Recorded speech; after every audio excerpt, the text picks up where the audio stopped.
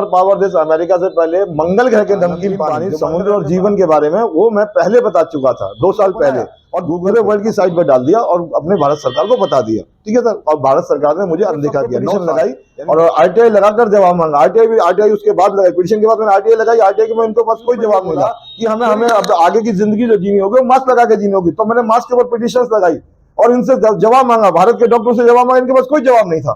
ठीक है, तो मैंने इस मास्क को भी खत्म कराया। भारत से हमारे माननीय प्रधानमंत्री जी टीवी पर बोल रहे थे कि हमें जीना होगा आगे मास्क के सहारे, कि मास्क लगाने से ऑक्सीजन प्रॉपर शरीर में नहीं जाएगी, लोग बीमार पड़ेंगे और जल्दी मर जाएंगे। वो डॉक्टर उनको भारत सरकार उपलब्ध नहीं करा पाई, ऑक्सीजन को नहीं मिली और वो लोग मर गए। बल्कि राम मंदिर का जो आदेश आपने दिया है वो किस आधार पर दिया? क्या राम अल्लाह थे, ईश्वर थे, गौर थे या परमेश्वर थे? कौन थे राम? मैंने उनसे सवाल किया। राम एक राजा थे, तो फिर भगवान किसने बनाया? पढ़ने लिखने के बाद भी अनपढ़ हो, बेवकूफ हो, जाहिल हो, इसी आधार पर पाखंड के ऊपर सुपर पावर देश बनाएंगे सर? प्रत्येक नागरिक मानेगा कि ये पाखंडवाद है। मैंने धर्म गुरुओं को भी इस आरटीआई में चैलेंज किया है, सभी धर्म गुरुओं को जिसके पास आंसर है वो आ सकता है।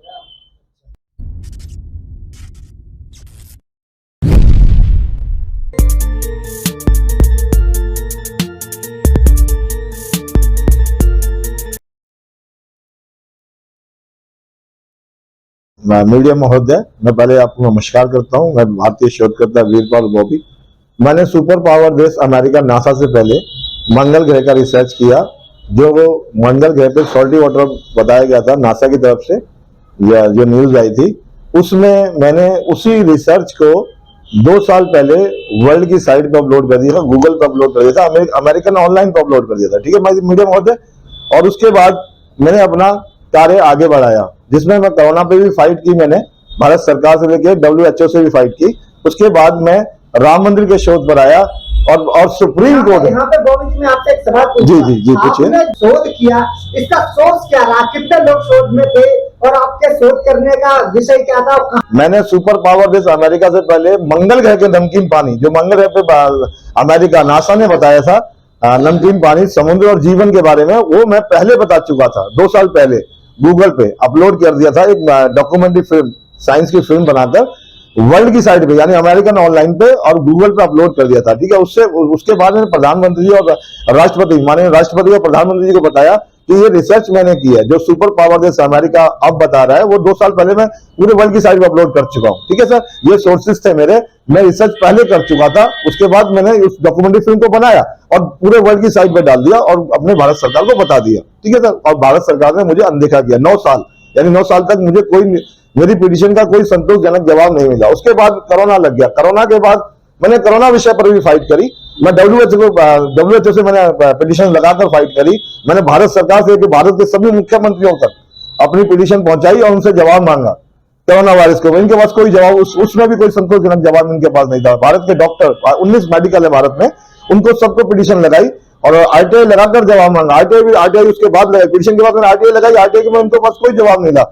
फिर इन्होंने माननीय प्रधानमंत्री ने टीवी पर, न्यूज पर ये बोला कि हमें अब आगे की जिंदगी जो जीनी होगी वो मास्क लगा के जीनी होगी। तो मैंने मास्क के ऊपर पिटीशन लगाई और इनसे जवाब मांगा, भारत के डॉक्टर से जवाब मांगा, इनके पास कोई जवाब नहीं था। ठीक है, तो मैंने इस मास्क को भी खत्म कराया। भारत सरकार यानी सुप्रीम कोर्ट, हाई कोर्ट में आरटीआई लगाने के बाद मैंने कहा ये मास्क जो लगाए जा रहे हैं इससे मृत्युआं ज्यादा होंगी।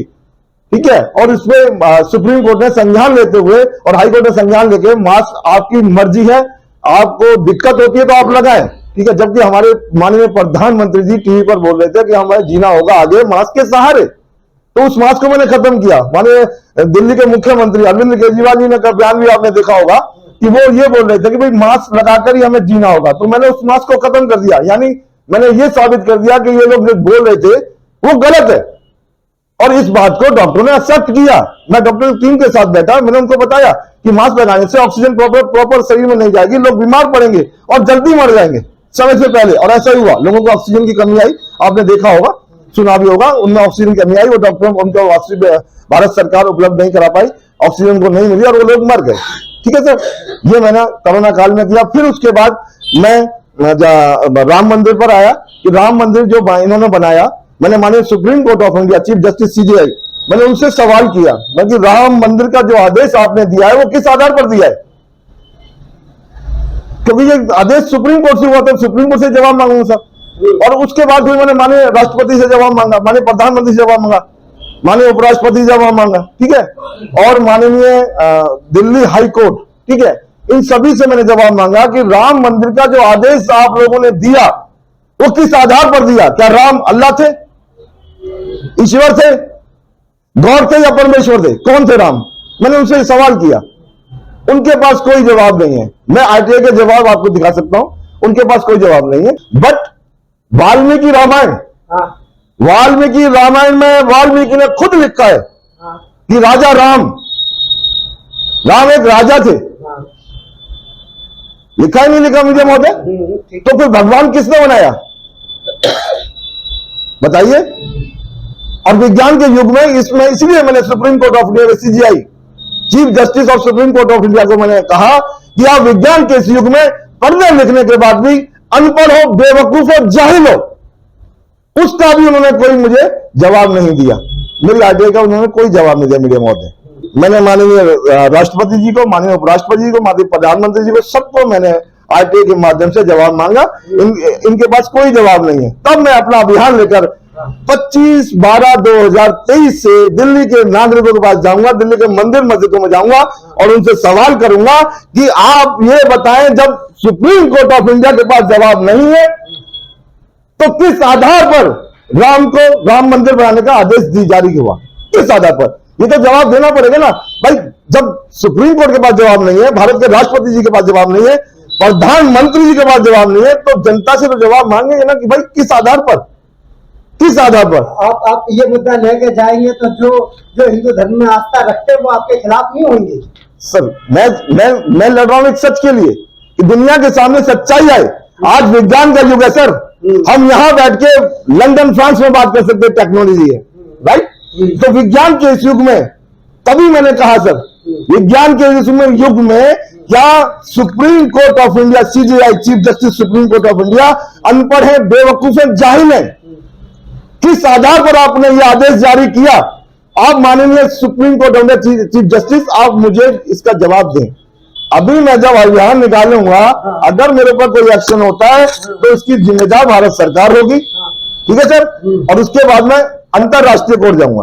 और आप लोगों की भावनाएं आहत कर रहे हैं, उसका क्या होगी जी?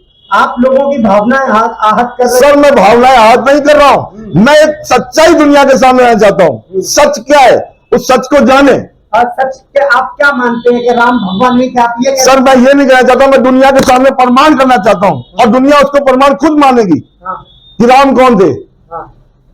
मैं ये नहीं कहता सर, दुनिया को बताऊंगा कि भाई किस आधार पर आप, जब सुप्रीम कोर्ट ऑफ इंडिया के पास जवाब नहीं, तो मैं आपसे जवाब मांगने आया हूं, तो वो उनको बताऊंगा कि सच क्या है।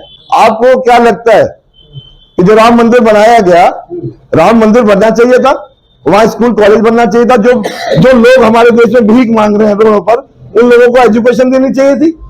क्या विज्ञान का युग है ना सर? कोई भी हमारा जो भारत विकास करेगा, हमारे प्रधानमंत्री, माननीय प्रधानमंत्री जी कहते हैं कि देश हमारा सुपर पावर देश बनेगा।